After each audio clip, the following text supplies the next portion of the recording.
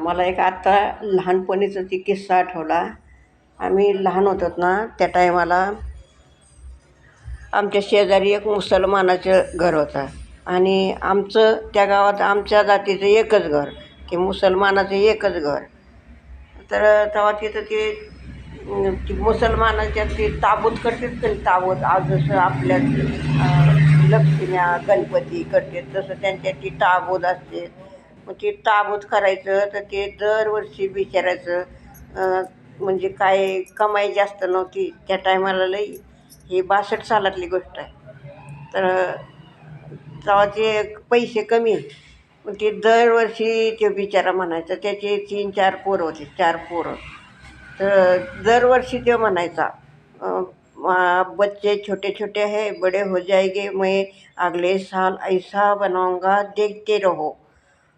तेव्हा मला ते आठवलं आत्ता. तर पोरं लहान लहान होते त्याचे. आणि ते दरवर्षी त्या पुढचं वर्ष आलं की ते साधाच ताबूत करायचा.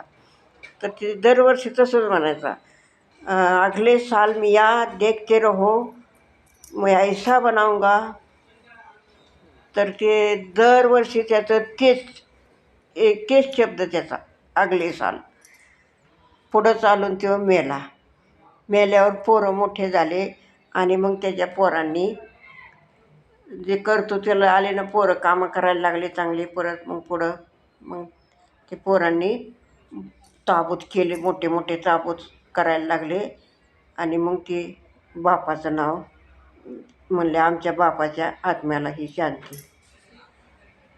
हे मी तुम्हाला कशासाठी सांगते, की हे खरंच असेल का?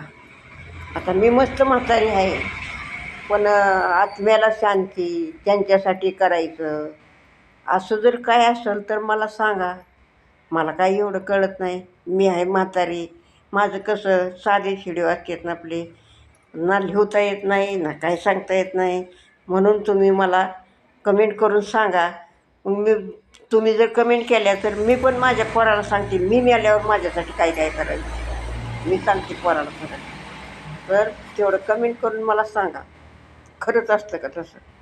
जर आत्म्याला शांतीवर भेटत असेल, आपण वराटो असो, अर्ध्यावर असो, कुठे बी असो, तर सांगा तसं. कमेंट मात्र जरूर करा आणि सबस्क्राईब करा.